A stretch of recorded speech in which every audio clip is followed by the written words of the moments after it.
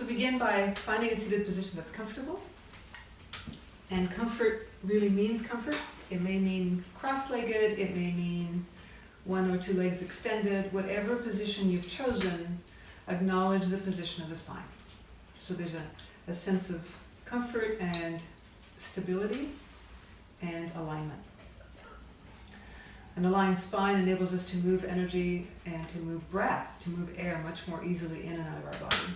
And when that happens, of course, we feed our cells with oxygen, we much more easily release toxins, and it's just an overall good scene for our body, for our heart, for our mind, for our spirit.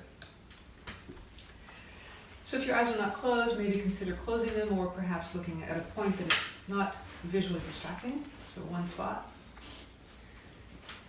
And placing one hand on your belly, let the other one come to your heart or thereabouts. And just feel the contact that your hands have on your body. And as you inhale, let that lower hand, that belly hand, be the first one that you feel expand. And then the middle of the body, and then all the way up to the area around the collarbones. And then notice a slow, soft exhalation, where everything very gently moves back towards the spine. Inhaling from the bottom to the middle, to the top. And on the exhalation, very gentle, soothing movement towards the spine. Another imagery that may be helpful is not only are we expanding into the front of the body from the bottom to the top, but we're also expanding laterally and posteriorly or behind. So it's more of a 360-degree fill, like a round glass of water that's filling all of its sides right up to the top. And then the exhalation is a drawing in towards the spine, but also a slight contraction of the back, very subtle. Not just the front, but the back. So everything kind of draws into midline, and then inhale. And continue that pattern for a few more moments. A conscious, deep breath, sometimes this is referred to as a yogic breath, has been proven again and again and again and again that it helps to immediately calm our nervous system. Immediately create a much clearer path to see what is real and what is important for us.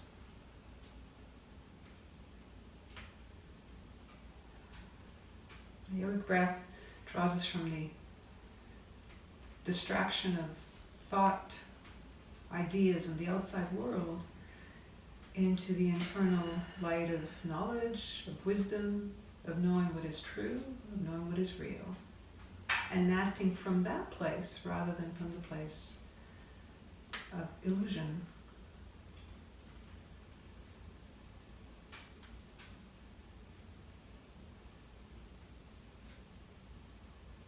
You may notice that your thoughts are doing their little dance, hopping around from figure to branch to figure to branch, like a little monkey. Follow. Just come back, follow the monkey, then come back to your breath. Let the thought land, and then come back to your breath.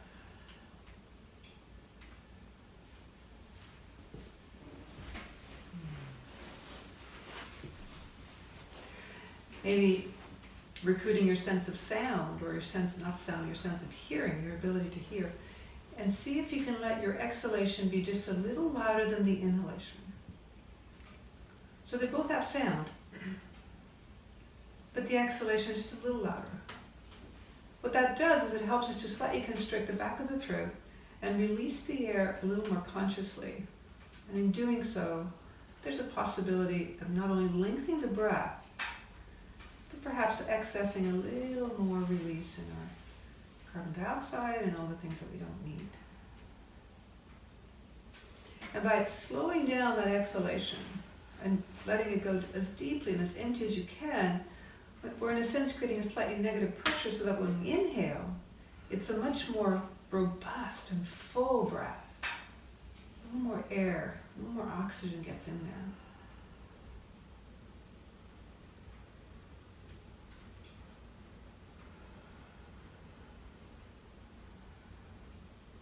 And this is yoga. Yoga is any moment in anything that you do where you are fully absorbed in what you are doing and your breath is fully absorbed in supporting that creative moment. That's yoga.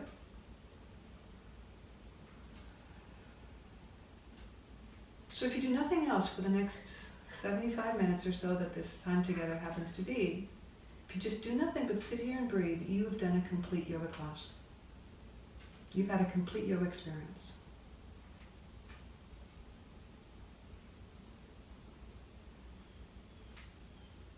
As one of my favorite authors says, and I quote her often, Dana Folds, yoga is not a command performance. It is an invitation to explore. So now this exploration happens to be around the breath. In a few moments it may be into something else.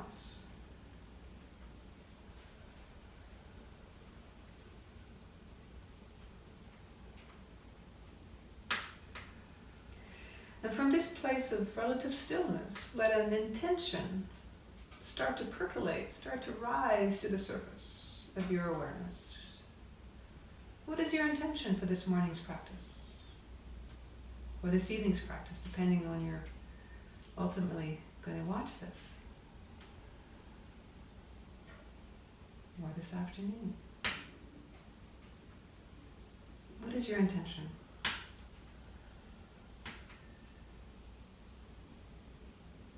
Breathe that intention deeply into your tissues. Let your whole body hear what it is that you want it. And then when on the exhalation happens, let that message energetically be sent out into the universe that says, this is what I'm wanting. This is what I'm intending.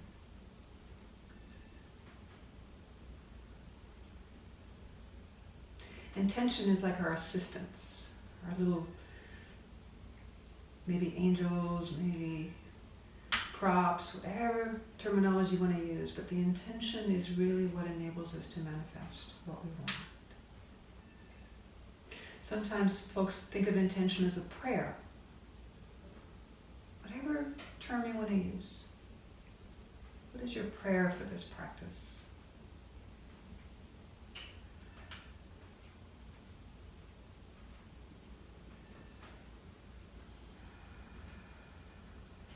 The sound of Om is a universal sound that resonates musically in our body in such a way that the nervous system becomes quite content in its presence. There's a calming effect that the sound of Om has.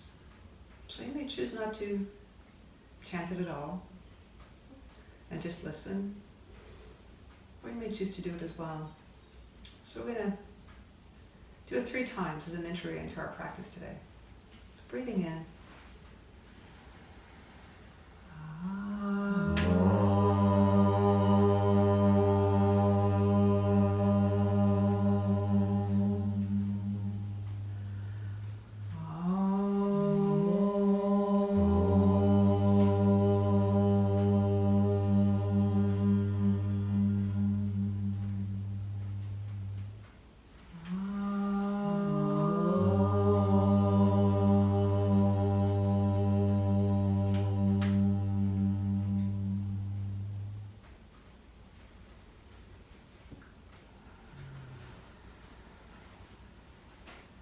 Either keeping your eyes closed or softly open them. Begin to offer movement by creating little circles with the torso. Circles just slowly draw you into movement. Remembering the intention or the prayer. Let your movement, let everything that we do here be in accordance with that intention, with that prayer.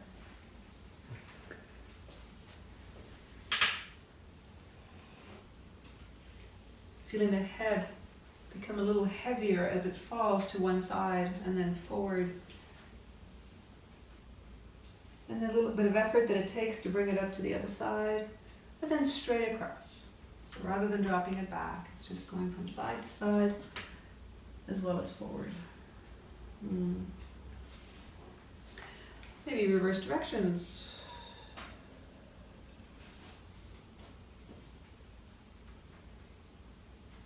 Round. And if there's a sweet spot upon which resting would be a really good idea, then pause. Maybe there's one muscle group that you didn't even realize was there until you felt it.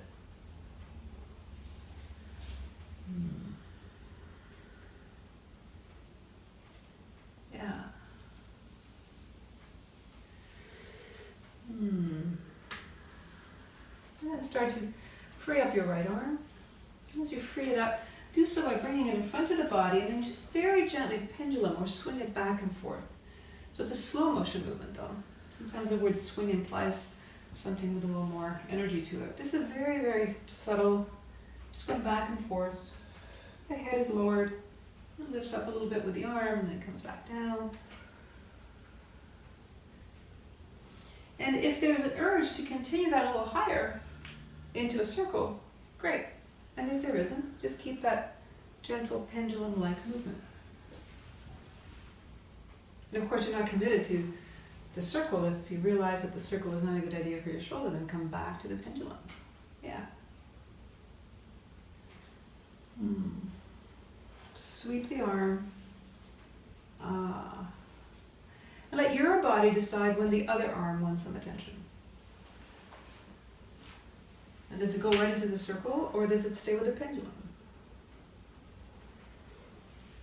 So at any point, anything that I'm offering is not the right thing for you, then it's not the right thing for you. So please don't do it. Do something else. How many times have we done things that we knew were not right for us and we did them anyway? Right? What's that about? We're all human. It's all part of the human condition. Learning as we go along. So different side, different set of sensations, maybe even a different feeling in the breath. Our sides are not symmetrical. Our left side only has, our lungs on the left side only have 2 lobes. On the right side there are 3. We have a liver on one side, a stomach on the other, so there's all kinds of asymmetry that goes on in our body, and sometimes we forget that. We want everything to feel the same on both sides. Denying the reality. Okay, if you're ready to move on, come on back and allow your legs to come out in front. We're tapping. Some of us, we've been sitting for a while, so it's going to feel really good. Feet from side to side. A little way. Sorry, Luna. You can go.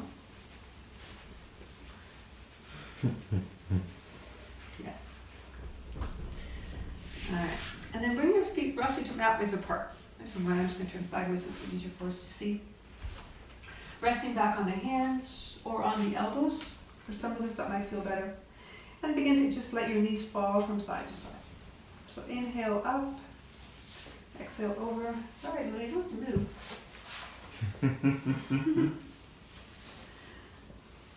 I think it's gotten a little too hot in front of the fire. That's why she's moving. And over. Now, as the legs move, adding a little bit more movement to the upper body. So the head turns to the opposite side. Come on back. And then over to the other side. Oh. And again. Side to side.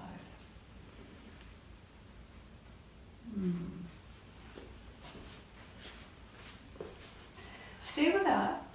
Or a variation to this is to bring the feet and the knees together and then circle them, coming around. Now this requires a little bit more involvement from the abdominal muscles and the back muscles, so you may not be quite ready for that yet. Great, okay. Well, I guess I'm modifying this. Hi. Yeah. Good. And then release. Let the feet come down and come to butterfly. So the feet are together. And we're trying to keep space between the thighs and the knee, and the heels, excuse me. So there's lots of space here. The idea here is that the arms and the upper body slowly fall forward. And the attention is going to be on two areas. One is the knees, just surrendering to gravity. If this feels a little intense, you can take a cushion or a bolster or anything that you have near you, or rolled up, I can even use a turned up down bowl here, and just give myself a little bit of support. Arms, without doing anything other than resting, they can rest on your ankles or on the floor. And as the head hangs, start to turn it side to side like you're saying no. So we're giving the legs some support so that we can completely focus on the upper body, i.e. the neck. A little no side to side. Keeping the shoulders relaxed, elbows relaxed, jaw soft. And if you like, you can move from a yes to a no, or from a no to a yes. Just go back and forth and see what your neck would prefer. So because of gravity here, there's a really great opportunity here to really lengthen those muscles in the back of the neck. And those are muscles that get pretty tight simply by the simple fact that we're, for about 16 to 18 hours a day, we're holding it upright. Right? So that's a lot of work on one group of muscles.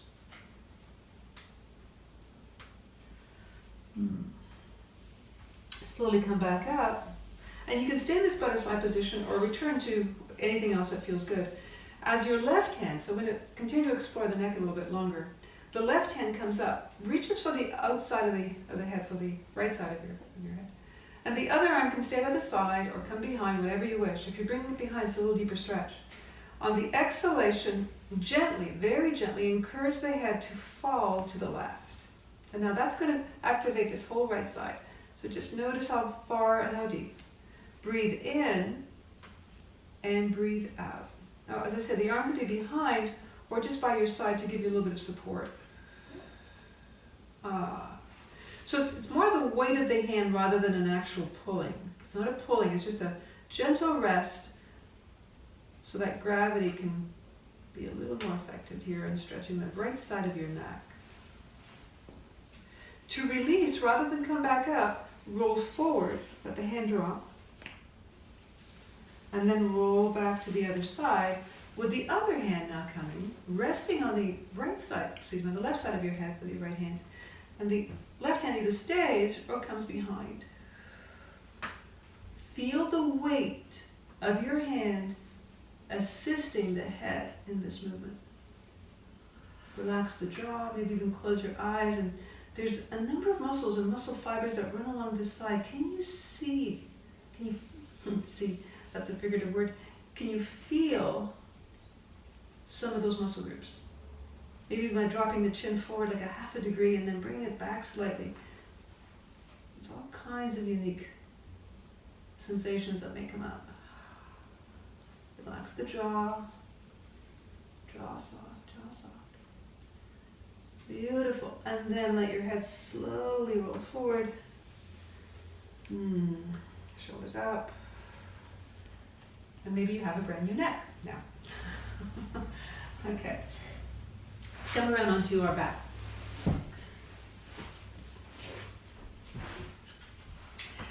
So resting on our back, bringing the knees towards us. Placing both hands, a hand on each knee. And on the exhalation, draw the legs towards you. So this is a full expression of wind relieving pose. Okay. So we often think of wind relieving pose as being one leg at a time, which we will do in a moment. Right now we're doing both of them. So exhale, draw the legs towards you, keep the shoulders relaxed.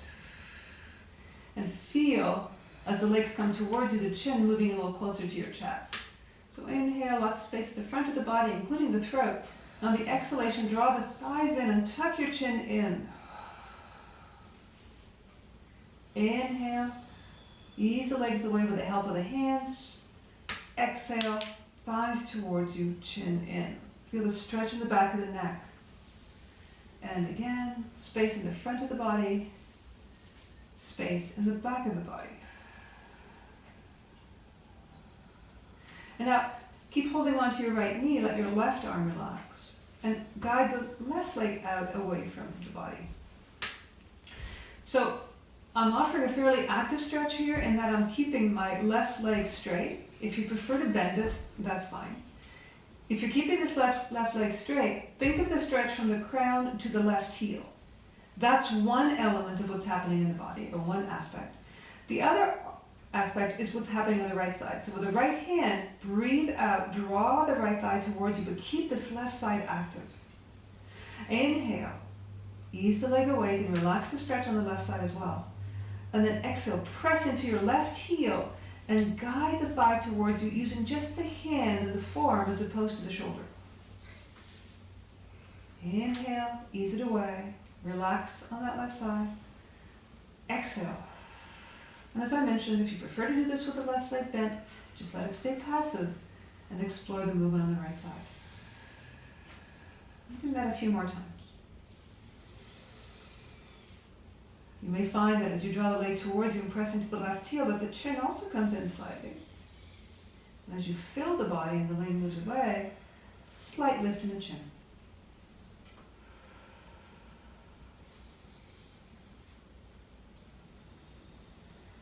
Good.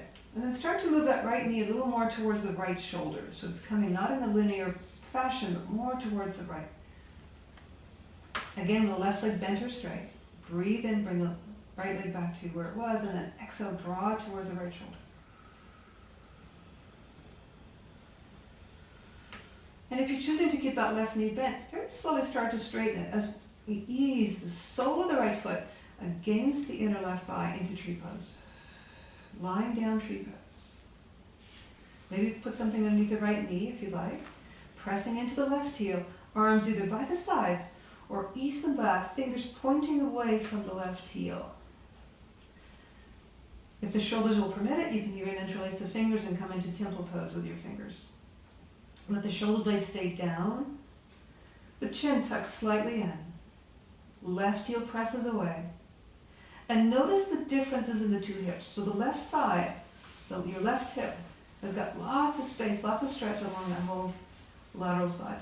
But on the right, there's a contraction. Those QLs, that right hip is much shorter. The right side, the outside of the right hip is shorter because the knee is bent. So notice the contrast. Keep pressing into the heel and feel those three-part breaths that we did at the very beginning. Here they are. So inhale, bottom, middle, and top. Exhale with a soft sound. Active muscles in this context. Yeah. There you go. If it feels like it's too long to hold, please come out of it sooner. If you want to stay a little longer, just go ahead and stay and then join me whenever you're ready. If you are choosing to move on, arms ease back to the sides. Slowly bend the straight leg. Relax the arms. Keep the shoulders soft. And place the right ankle on top of that left thigh, near the knee. Waist presses into the mat. I always like to do that first to make sure that there isn't any potential strain on your back as now we lift the left foot. Breathing out. Inhale, float the left leg away. Exhale, draw the leg towards you. Arms relax, palms face up or down, a few degrees away from the body, so the shoulders feel neutral.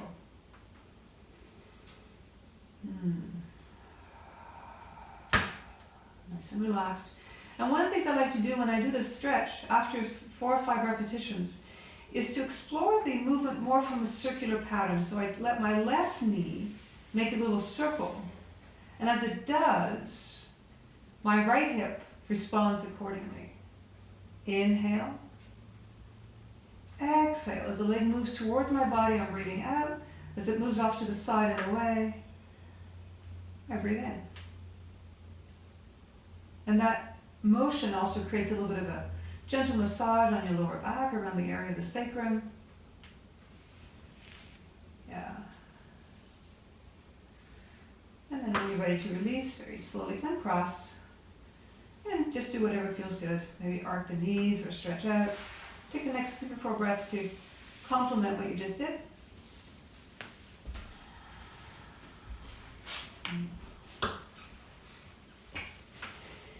And then the other side. So left knee is drawn towards the body. The right arm and the right shoulder relax. If you want to turn this into more of an energetic experience, press into your right heel, so the whole right side is a long line, as we pulse the left thigh, breathing out. Inhale, use the hand, guide that leg away. Exhale, draw it towards you. Keep the shoulder relaxed. Breathing in and out. As you inhale, feel the softness and the whole body. Maybe the chin lifts. Make sure those neck muscles are completely relaxed. And on the exhalation, a little more active here. Press into your heel, tuck the chin in, crown away from the foot. Breathing in. The movement is very subtle around the neck. Somebody watching you will probably not even notice there's any motion happening, but you know, you can feel it. Breathe in. Breathe out.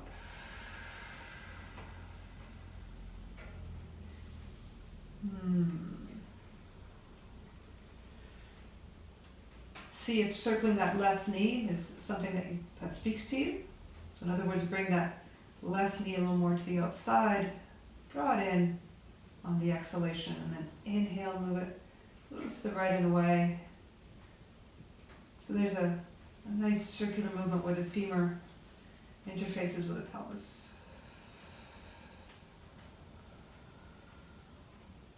Relax the jaw. Can you hear your breath?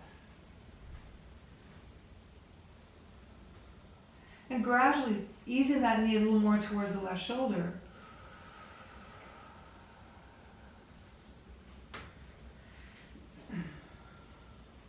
This is so beneficial for those of us that have been doing a lot of sitting or even a lot of walking where there's a lot of movement in the pelvis. It's nice to just slow down and really tease apart any tension that's there, either from sedentary movement or from a lot of active movement. And then eventually feel that knee fall all the way to the left, the sole of the foot against the right thigh now. So if you start off with a bent knee, maybe straighten it out. And notice the whole right side here, nice long line. Gravity taking care of the left knee. Arms either stay by the side so that you focus on the heel to the crown, or bring the arms back into a supine,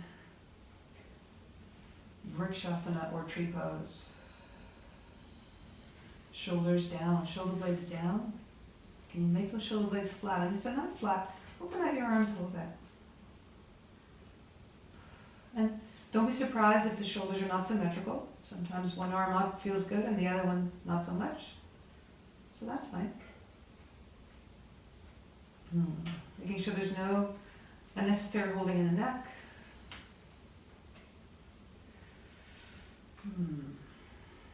And when you're ready to continue on, bend the straight leg, so the right leg. Place the left ankle on top of that lower right thigh. And before we lift the right foot, let the waist press down. So there's a really clearly defined pelvic tilt. And once that's in place, then lift the right foot. And once it's lifted, it floats in space. Moves away on the inhalation, comes towards the body on the exhalation.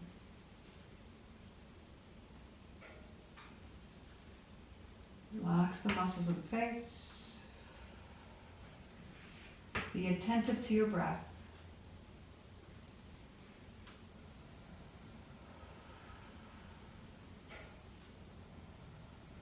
Notice the nice massage that you're creating around the sacrum.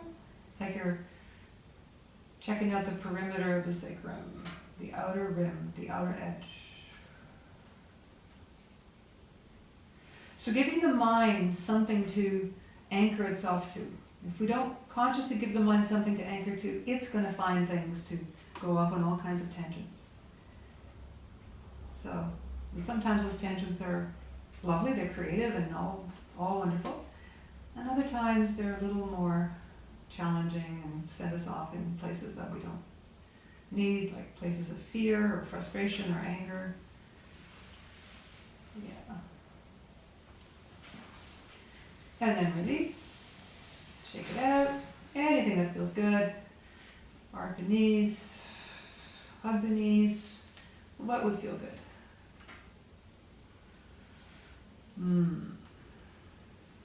Okay, beginning bridge posture. So assuring that the heels are underneath the knees, and before we actually come into a full bridge, just a couple of pelvic tilts. By now most of us are probably well warmed up in terms of our major joints. Just a little bit of pelvic tilting is always welcomed by the pelvis. So inhale, lifting the belly, feel the space underneath the waist. And on the exhalation, press the waist down, so that creates a tilting in the pelvis. Now ensure that the heels are indeed under the knees, and you can always just lift your head and have a look. Make sure that they're at the width that you think they are, and that the shins are straight or slightly ahead of the knees. What we don't want is collapsed knees, like to have the feet too close as they are here. That is not a good thing for my knees. That's way too much compression. Okay, so under or slightly ahead. So arms by the sides, palms up or down. And on the next exhalation, as we try to do that pelvic tilt, let your tailbone and your sacrum lift. So there's a little bit of space now between your pelvis and the floor. Hold here to inhale. Exhale, stay, or go a little higher. Breathe in, stay here, or come down slightly, or all the way if you like. Exhale, lift. So you'll notice I'm guiding the exhalation on the lift, even though it may be counterintuitive in that we're expanding.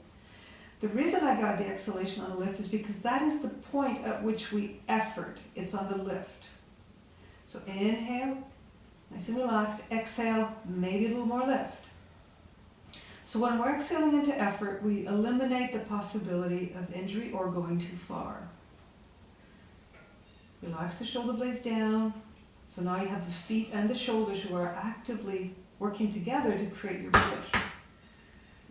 Palms down, or interlace the fingers, rocking or guiding the shoulder blades a little closer to each other. You may also prefer to have your arms back, which creates a very different dynamic in the body. So this variation with the arms back requires a little bit more back strength. Legs have to work a little more actively, but you do create more space in the rib cage and the lungs. Another idea is to have the elbows bent, pressing the triceps down, and the fingers up towards the ceiling. Rooted feet. Four corners of each foot press strongly down. Soften the jaw. And notice how activated your glutes are, how contracted they are. See if it, just for a moment, 100% contraction in the glutes. And then let them ease up about 50%. So that other muscles have an opportunity to be engaged as well. Right? That means that if you relax the glutes a little bit, your transverse abs have to work a little bit more, the abdominal muscles in the front. Your leg muscles, the weight may be a little more balanced. Just notice. Notice where you carry habitual patterns. This is a very good one to explore that in. Breathing in, excuse me, on the exhalation, do you want to stay here or would you like to go a little higher? Is there some position for the arms that would feel better? For those that are working with pelvic floor strengthening, can you bring your pubic bone and your tailbone just a little closer together? Sitting bones also a little closer together, but again, relax, about 50%, those glutes. Don't let them do all the work. Let the smaller internal muscles do the work.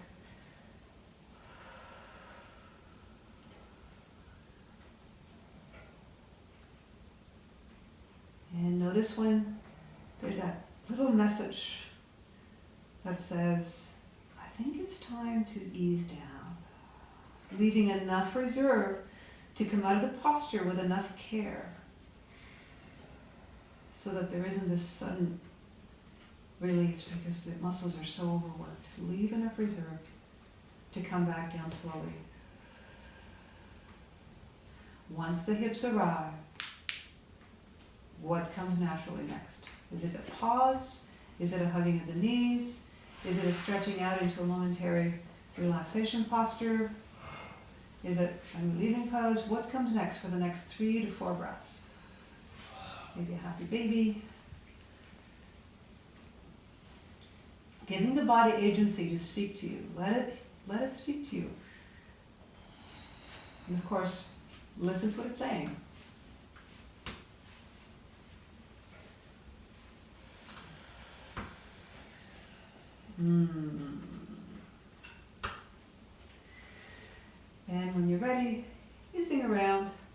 and come into table posture. So take your time, we've been on our back for a little bit. Move to the side. And come all the way around the table.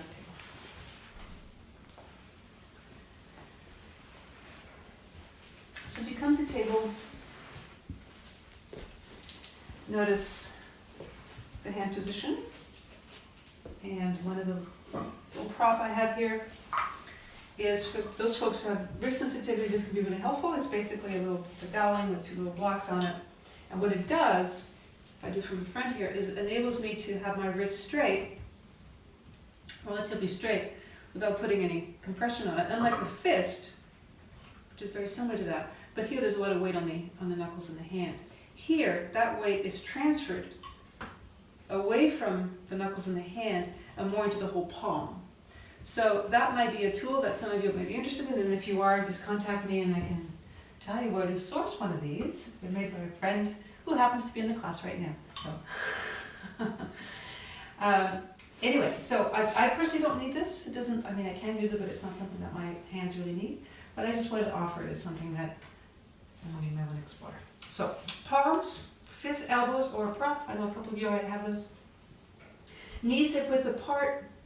And take a moment to really feel the symmetry. So, is the spine neutral? What I mean by neutral is does it have natural curves in it? In other words, we're not looking for a flat spine. A flat back is never a good thing, a ramrod spine. We need those natural curves. But is our head hanging too low? Is our belly hanging so much that we're really more in a puppy motion? So just see where neutral is. Where's the middle? An image I like to use is to pretend that my spine, my vertebral column, is sandwiched between the abdominal muscles and the back muscles. Okay? Your favorite sandwich. Okay? Now in that symmetry of effort, ease the hip over towards your right side and let your head move towards the right. So you get this little curvature going on here to the side. Inhale to center and then to the other side. So from the front, inhale center, head moves to your right and the hip moves to your right. Inhale center and to the left. So there isn't any drop, we're not in a puppy cat at all, we're just in a nice neutral spine and we're swiveling from side to side. Call this lateral flexion, which is a fancy way of saying folding to the side. Flex is to fold or to bend, and lateral just means to the side. Doing that maybe one or two more times.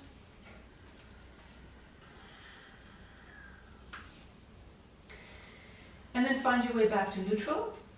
Reaching back now with the right leg, so still in our neutral spine. Press back into that right heel. Feel the stretch in the foot and the toes. Inhale, glide forward. Exhale. Notice the stretch in your calf. Some of us may be feeling this a little bit in the hamstrings. Relax the jaw. Deep breaths. Relax the back of the neck. Continue with that. That's always a nice variation to be with. Or draw your head towards your knee, rounding the spine. Inhale, reach the leg back, crown away from the heel. Exhale, round. Inhale, reach back. Exhale, round. Inhale, reach back. And next time it's back, ease it over to your left side. So that that right foot is as close to your left baby finger as possible. So it's trying to come out and forward. Bring the weight onto the right elbow. And walk your left hand closer to that left foot, to that right foot behind you. Looking towards the foot, so now we have a nice little bit of a stretch in the side of the neck. Keep the left hand down or bring it back behind the waist. And your nose is trying to get as close to your big toe as it can. Yeah, shorten the distance between those 2 points. If you're looking for a little bit more strength here, or strengthening, hover the right foot. So now we've got stretch, we have strength, we have balance, we have flexibility, we have all kinds of things happening. To add just a little bit more icing to this particular cake, Keep doing whatever it is you're doing, but try to pull your right elbow isometrically towards your left knee. So that that right shoulder is also doing a fair amount of work. And then lower the foot, bring the leg back to the center, bring the hand back, return to table, and step forward with the same leg. Heel under the knee, shoulders back, breathing in halfway back. Exhale all the way back and lift your toes. Inhale halfway forward, exhale, lining up the knee with the heel. In, halfway, out, all the way. Relax the jaw, relax the neck.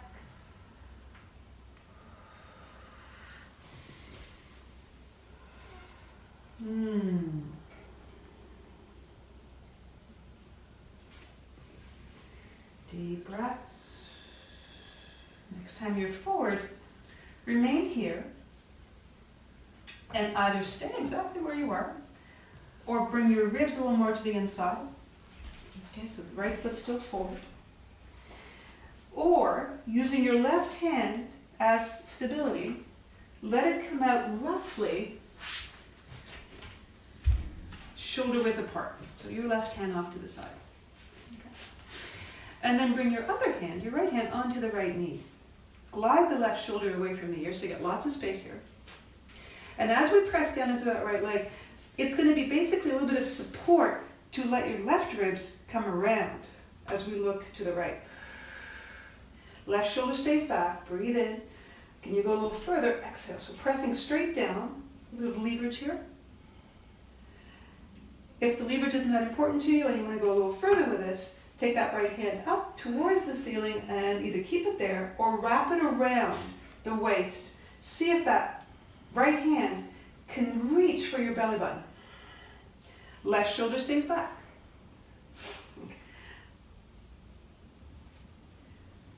Soften the jaw, right shoulder comes around, and then release. Hand comes back, stepping back, and sinking into child pose. Head down or on stacked fists, or if you have a cushion, resting on your cushion. See what's better for you right now. And we savor this child pose. Think of it as being just as important as the previous movements that we did that required more effort. Just because something is effortless, it does not mean it is not important. It's probably just or more important sometimes.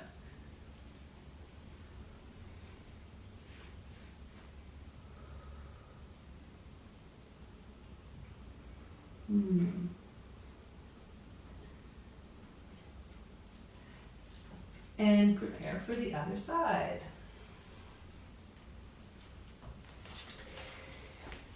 Check in with your hands, palms, fists, the prop, or elbows. Okay, being on your elbows is also a really nice place to be. And again, a little swivel from side to side, just a couple of them. By now we're pretty well warmed up here, so don't need to do too many. And then the left knee slowly starts to move in and back. So inhaling on the way back, exhaling on the way in. Changing your mind about your arms or your hands at any point. Round. Breathing in, reaching crown to heel. Exhale, round. Again and again. Can you feel each individual vertebra in motion at some point? So we have just a little bit over 30 vertebrae. So it's all these individual chains, all these individual links that enable us to move in the ways that we do. And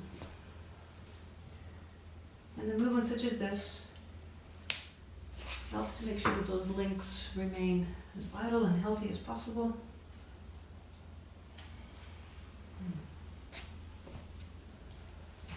That's right here. So next time the leg is back, Bring that leg all the way over to your right side, keeping that left ankle flexed. And let the weight come down onto the right elbow. The other hand, your right hand, slowly. Did I say right elbow? Left elbow. I said left elbow.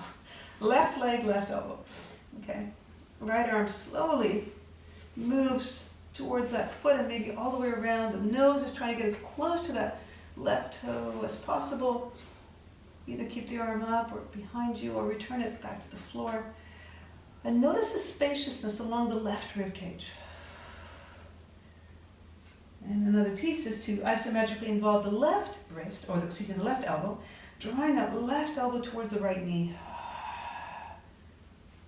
Deep breaths, deep breaths, deep breaths.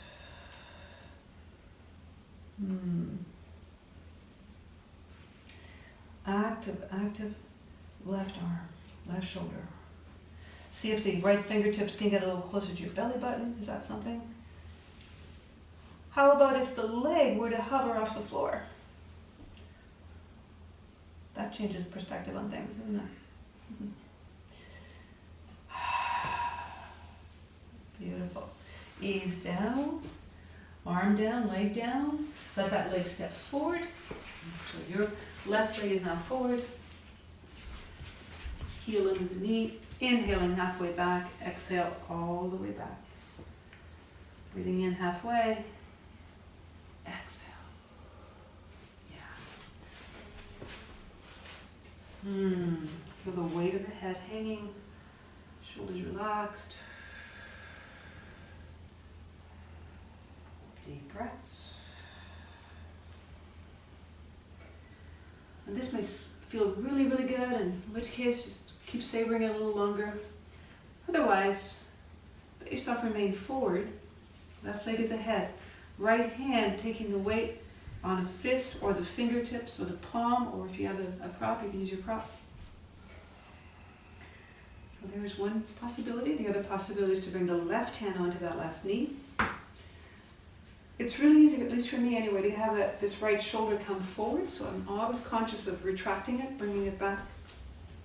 Slight bend in the elbow of that right hand, of that right arm. And as we press into the knee, slowly look to your side, shoulders back. Keeping the hand here may be plenty. This may feel just dandy, you don't want to go any further.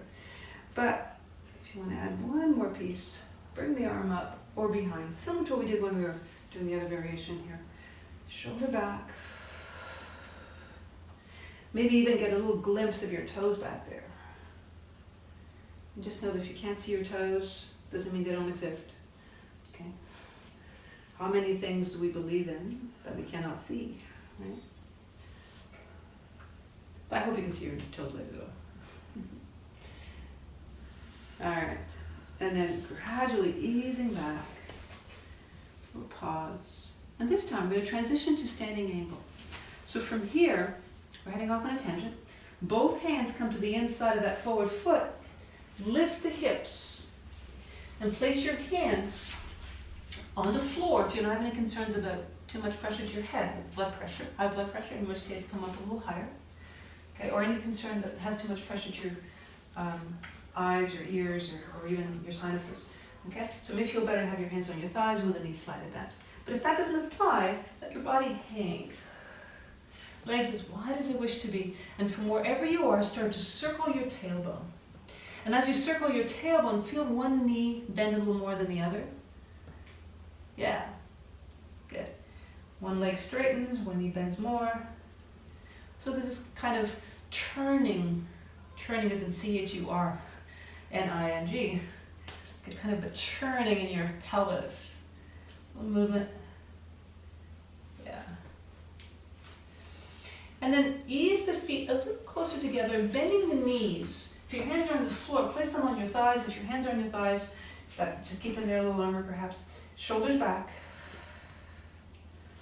And then let your tailbone drop slightly, so you're creating a rounded spine. Ease the hands away from the thighs and let them hang. And gradually roll, very gentle roll. Very important that this be gentle. Slowly up. And as you come up, feel the floor of your pelvis start to gradually engage. And as it does, let your toes and your heels move towards each other and eventually find yourself standing. Yeah. That's it. So standing in mountain pose. There you go. Relax your arms and you can move them a little side to side. So some room. Good motion here. Good. So mountain. The easiest way to make sure that we have the linear alignment in our bones, in our skeletal body, is to take one foot, place it against the arch of your foot, and then lifting the big toe, so you're pivoting on the pad behind it. That is your unique distance for mountain pose. If the feet are together, there's nothing inherently wrong with that, except it's a compromise for balance, because now we no longer have an even or symmetrical involvement of our muscles. We're contracting the inner thighs more than we are the outer thighs. If it's too far apart, it's the reverse. So the outer muscles are more contracted, there's more compression in the SI joint. So in our hip width, we're striving to create neutrality in the muscular involvement in our legs and our body. So from here, shoulders relaxed, chin parallel. I'm going to go sideways so that you can see. We're going to move towards standing squat. Okay. So arms come out either in front or in prayer or on your back. Okay, I'm going to demonstrate with the arms in front, but they're not just in front straight, they're actually curved. So from the front, it's like I'm holding on to a beach ball. That's what I'm doing, but you feel free to do whatever feels right. So on the exhalation, start to slowly draw the hips back as if you're reaching for the edge of a chair or a stool. At the same time, the upper body starts to ease slightly forward, the knees bend, and the ankles bend like an accordion. You're just sort of slowly folding. And then inhale, straighten out. Okay. Exhale, slowly bending at the ankles, at the knees, and at the hips. Shoulders back. And inhaling up. Exhale. Shoulders back. Jaw soft. Inhale. And continue with this pattern of coming down on the exhalation and slowly up on the inhalation. Or if you like to pause, this is another variation too. If you're finding it a little challenging to come up, so exhale on your way down, and rather than inhaling on the way up, inhale here, and then exhale up. Inhale at the top, exhale. Breathe in, exhale. So find your unique rhythm here. All right? And you may be finding that going a little lower is actually more accessible than you thought. Or changing the arm position may make it a little different as well.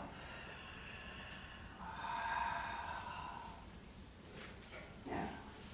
Some of us may find that having the thighs almost horizontal is also a possibility. And then take the next 5 breaths, which translates to almost a minute if you breathe roughly 12 seconds per breathing cycle, and hold. Hold an angle that you like. Okay? You're not embedded in cement in that though, okay? You can change your mind. But see if you can challenge yourself a little bit in a position that can really bring up lots of energy in your body. To add a little bit more flavor to this, a bit more texture, whatever position you're in, try to press your feet out without moving the knees. So the knees stay aligned, the feet press outward. So now you're even more involved in the musculature of the outer legs. Jaw soft, shoulders back, arms can change their mind, maybe to prayer. Shoulders down. Feel your breath. Very slight tilt here. So this is a neutral spine. Rather than tucking the tailbone under, staying back, draw the sitting bones together. There's that pelvic floor engaged again. Shoulders back. Was that 5 breaths? Oh, that was, okay, I'm told it's not 5 breaths, so 2 more. Breathe. And rather than coming up, what if we were to lift the heels? Little Kapalabhati for some of us. Yeah. And then release, inhale all the way up. And if you came out of it 10 seconds ago or a minute ago, that's great. Exhale. If you're still in it, you go for it. Okay. Yeah, maybe bring your feet out a little bit. Your legs just did a lot of work. A little circle with your hips. Yep. Coming into tree pose. Yeah. Take care of your knees, whatever you need. So shoulders down, reaching up through the crown. Your legs have just done a lot of work, so we're going to take all that wonderful energy that we just recruited from standing squat into tree. So lifting your right knee. Standing hip stays in rather than going off at attention, it comes in. And let that knee gradually open. Okay, now notice really carefully what's happening in the standing knee. Okay, is it going a little to the side? Is it needing to be a little more bent? What we do not want is to have it locked. Okay, so it can be as bent as you want, but not locked. And then that bent knee, the opening of that knee is going to recruit lots of musculature on the right side of your body. So how much of it would you like to recruit? Once the opening is established, then possibly lift the foot to below the knee. It's okay to use a prop. If you have a wall near you that you can come up to, just put up your hand and play with it here. So you can explore the balance without being concerned about falling over. Okay. And maybe pull the hand away as you need to. Go back if you need to. The other thing you may do, which I don't have here, is to lean up against the wall. Actually, I do. So come up against the wall and have the wall behind you, and as you need, you can lean into it or not. Okay, so just use whatever's available in your room to support you. Once the height is established, arms. Do they go up? Does one arm come up but not the other? Eyes staying focused. One spot. Looking straight ahead at something that is not moving. Soften the jaw. One of my favorite ways to do this pose is to be looking at an actual tree. So where I am right now, I'm looking at a screen, but just outside my window, there is magnolia that is waiting to pop out into beautiful pink color. And then release, and as that right foot comes down, let it slowly step ahead for stargazer. So feet straight, the distance between the feet may just be a little one, like a small distance, or it could be a little further. Right? You decide. The whole idea here is to have them straight. They may even be a little wider apart, but they're straight. And as we tuck our tailbone under using our hands, creating a little bit of a pelvic tilt here, reach up through the crown, drawing the sitting bones towards each other. Reach through the crown. So I like to visualize this as having the ball of my right foot as being the anchor, and from the ball of the foot, everything stretches out like an elastic. And the other point now is the crown. Some kind soul has come around and is just very gently putting some traction here by pulling up very gently on that crown. Or better yet, you can use your own hand as a touch, press into your own touch, reach the crown back. And then the hands go wherever they want. They can stay there, that arm can lift, so you get a little bit more of a stretch on both sides. Maybe the arm came down and the other one didn't. Just explore. The benefit of this pose is in strengthening the lower back, actually the whole back, but especially the lower, and then creating space at the front of the body. And then release, and as you release, keep the legs where they are, bring the hands to the forward thigh. You may like the idea of actually crawling the forward foot a little further, but it's the same alignment of the legs. And then as we hinge at the top of that right thigh, the hands slide to just above the knee. Not on the knee, knees don't want anything on them, okay? Just above the knee without locking it. So the contraindication I mentioned earlier about high blood pressure, for those folks, stay here, don't go any further. But if that doesn't apply, continue on down, sliding the hands over the shin, maybe over the ankle, maybe to the foot, or perhaps to the floor. Soften the jaw and try to get the right ribs as close to the right thigh as they can go. If you're up here, if you didn't go lower than the hip, still try to draw your rib cage down into that thigh, creating a little bit of a pelvic tilt here, and that's as far as your body will go, okay? And breathe. Breathe. To release, bend the right knee, let the hands slowly slide up to the upper thigh, and then step up. Rolling the shoulders. Let your legs go side to side before we do the other side.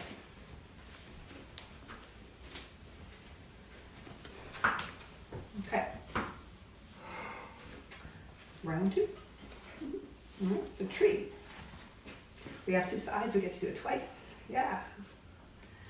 Shifting over to your other foot. So whatever leg you didn't do. I'm actually trying to do mirror images. Most of you probably reduced, so we'll see how it's going. So standing hip stays in, and then gradually open out the knee. Foot can stay on the floor. This is a really nice tree to hang out in. Reach up to the crown. Feel free to make any adjustments you need to. Foot stays or comes up below or above the knee. Sometimes with help from the hands, sometimes you don't need it. Remember, you can use a wall, lean into the wall, or very gently touch a piece of furniture in your room, shoulders back, crown reaches up. I offered an assist when we were doing Stargazer. You can do that assist here too. You can place both hands on your crown and see if you can get that crown to reach up into your gentle touch, and see if that may actually give you that little more space in those intervertebral discs. Okay, once you know that that's as long as it's going to go, then release the arms. Jaw relaxed. Deep breaths. Shoulders relaxed. Can we have lift? Can we have effort with the least amount of tension? Yeah. And as it speaks to you, slowly ease on down. Hands back to your heart. And that same leg, the one that was out, now steps in front. So from the side, your left foot's forward. Feet are straight. Go a little further, or shorter. Hands tucked behind. Slowly feel that nice opening along the front of the body. Reach up to the crown. So the ball of the forward foot, that left foot presses down. The crown is trying to go in the opposite direction.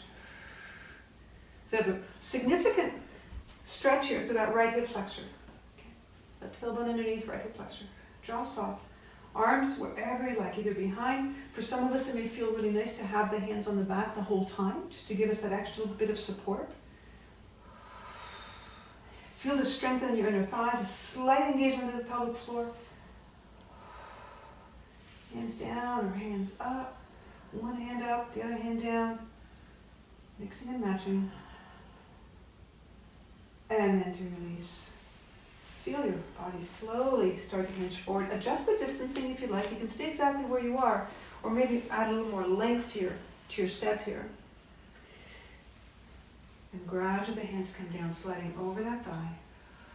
Keep the head at hip height, no lower if you're concerned about too much pressure to your head. Maybe slide the hands over the shin for those of us that would like to do that. Maybe to the ankle or to the foot or to the floor. And see how this side compared to the other side. It's probably a little different. I mean, it is different. It may feel different as well. If you come all the way down, relax the neck muscles. Let the left rib cage move a little closer to the left thigh. Soften the jaw. Head heavy.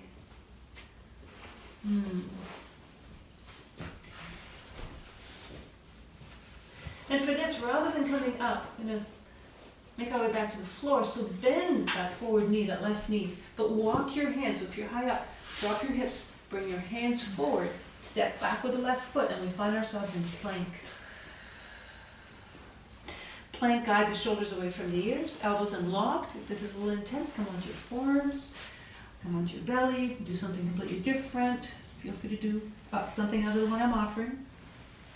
And hold. Knees down or knees up. Let the hips be lower than the shoulders. the head be roughly in line with your shoulder blades, more or less. In other words, the back of the head. I'm not explaining that well, but lift the sternum slightly. And then release, knees come down, and slip onto your belly. Or sort to child pose first. And then onto your belly. All the way down onto your belly. Just for a little bit of a mini visit with our heart and our belly on the earth. The hands could be under the head, or just let your arms rest wherever you like.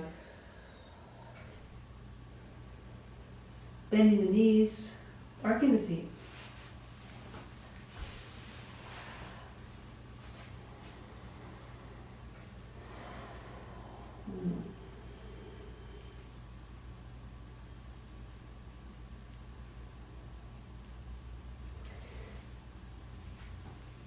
And then, very short visit in Sphinx. So in Sphinx, we slowly, with your arms, from wherever they are, slide the elbows back underneath your shoulders. And as you do so, begin to gently press the pubic bone down into the mat. And as you press the pubic bone, this is similar to bridge at the very beginning.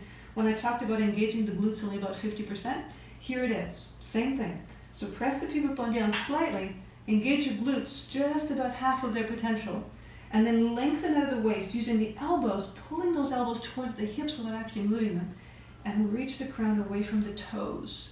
Feet roughly hip width apart, or you can actually touch your toes. It's up to you. Your body will tell you. That what you don't want is to have the feet too wide, because that just creates too much compression in the SI joint. Okay, so go high the shoulders, away from the ears, elbows towards the hips, lengthen the waist, looking just beyond the fingertips, and breathe. The work is coming from the arms here. Slight press of the pubic bone to protect the back, but it's really the arms that are activating the mid-back and the shoulders. Lots of breath. Relax the jaw. You can even turn your head a little from side to side, making sure there's no tension in the neck. And then to release, let the elbows slowly splay out. And when the head arrives, relax your hips. Maybe turn the head to the side.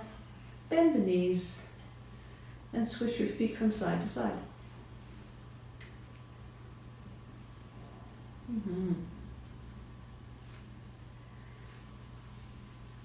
And prepare to come onto your back.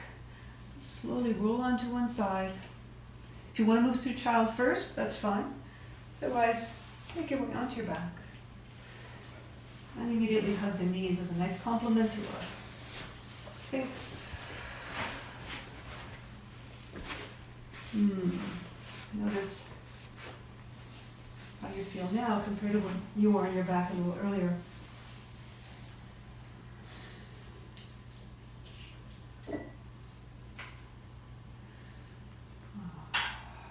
Let your knees slowly fall over to your right side for a twist. If you have a different kind of a twist you'd like to do, take the next couple of minutes to go there. We wind down. Twisting postures are really beneficial to help to literally squeeze out toxins that our body no longer needs. Well, our body never needs toxins, but it's to squeeze out the toxins that were byproducts of movement and of activity.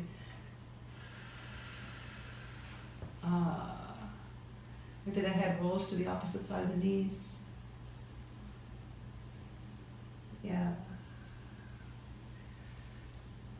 And really pay attention to what your body is wanting. Maybe wants to stay on this side for a lot longer than the other side, or vice versa.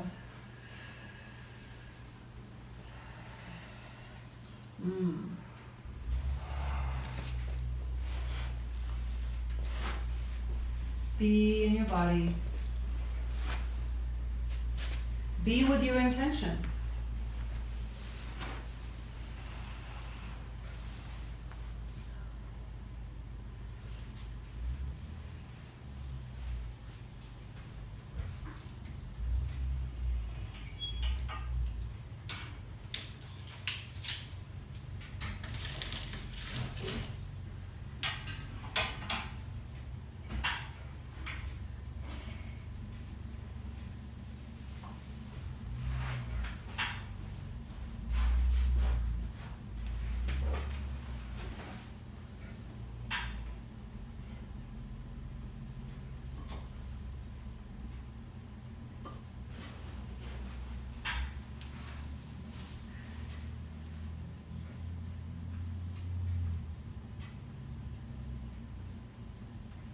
Notice what listening to your body feels like.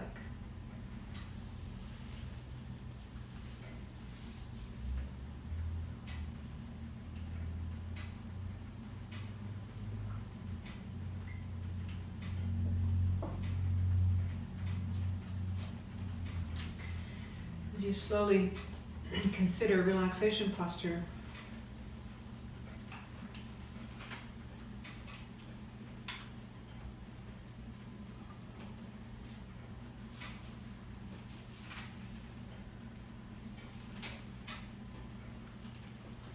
ensuring that you have near you the things that enable you to be comfortable, enable you to truly, truly rest.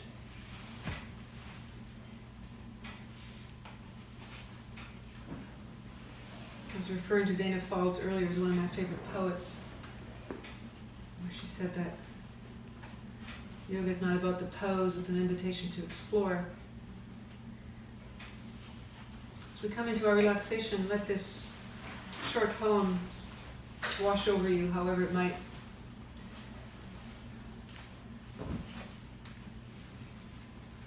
So make yourself comfortable.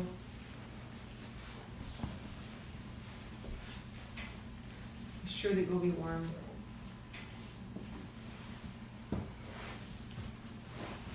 Notice the placement of your hands. We begin our practice today with one hand on our belly, one hand on our heart.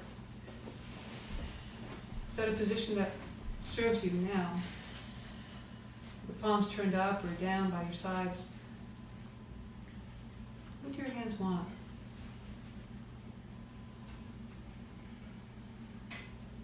Notice your hips, your spine, your neck, your head. Find a little movement here that makes you really, really comfortable and feel supported. Birthright. Despite illness of body or mind, in spite of blinding despair or habitual belief, who you are is whole. Let nothing keep you separate from the truth. The soul, illuminated from within, longs to be known for what it is. Undying, untouched by fire or the storms of life, there is a place inside where stillness and abiding peace reside. You can ride the breath to go there. Despite doubt or hopeless turns of mind, you are not broken. Spirit surrounds, embraces, fills you from the inside out. Release everything that isn't your true nature. What's left, the fullness, light, and shadow, claim all that as your birthright. You can ride the breath to go there.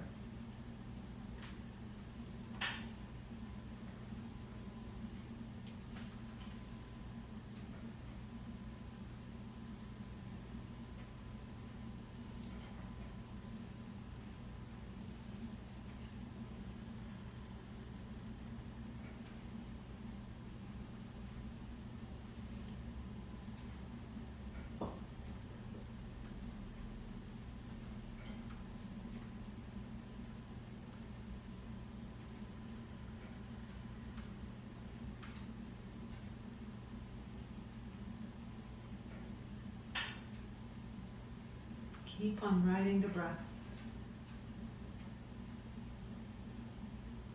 Body relaxed. Riding the breath.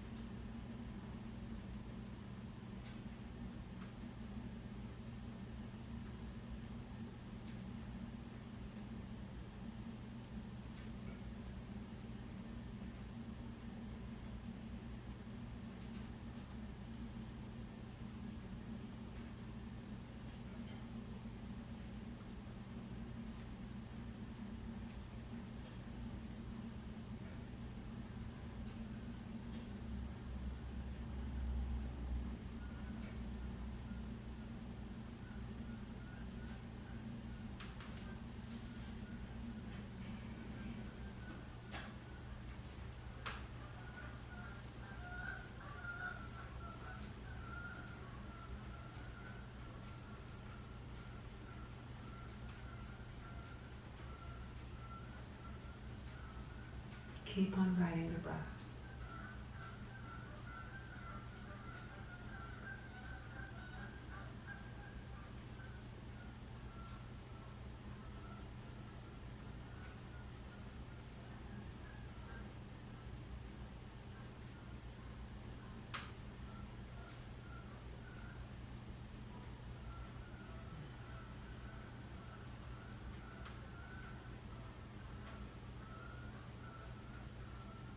You may choose to continue resting wherever you are. Let your body find a little more time for itself. Or you may choose to slowly begin to move as you transition into whatever the rest of this day has to offer. If you're choosing to move, start by deepening the breath. Begin to wiggle your fingers and your toes. Let your head roll a little from side to side. Let your wrists, your ankles, your elbows, your knees move until there's a stretch. Really sweet stretch.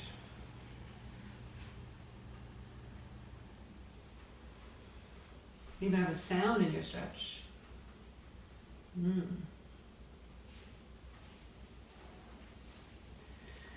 Rolling on to one side and pause there for a few moments.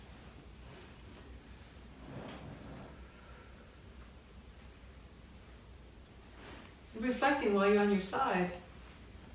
If you already came to seated, that's okay too. Reflecting on your practice. Reflecting on something about it that you maybe want to remember. Something about it that you realize you were able to release with. Something that you were carrying that you don't need anymore. Something maybe it's shown up that you didn't realize was there. Yoga practice doesn't always necessarily make us feel better, but it will make us feel more real. It will put us in touch with our truths, what it is that we really need.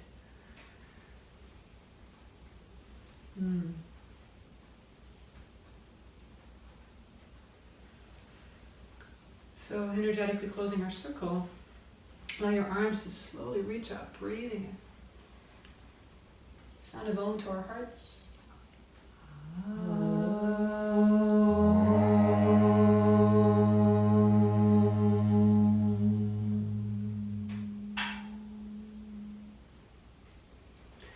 With love in our hearts, with peace in our minds and our faces to the light, I wish you a wonderful rest of your day. Thank you for coming. Till next time.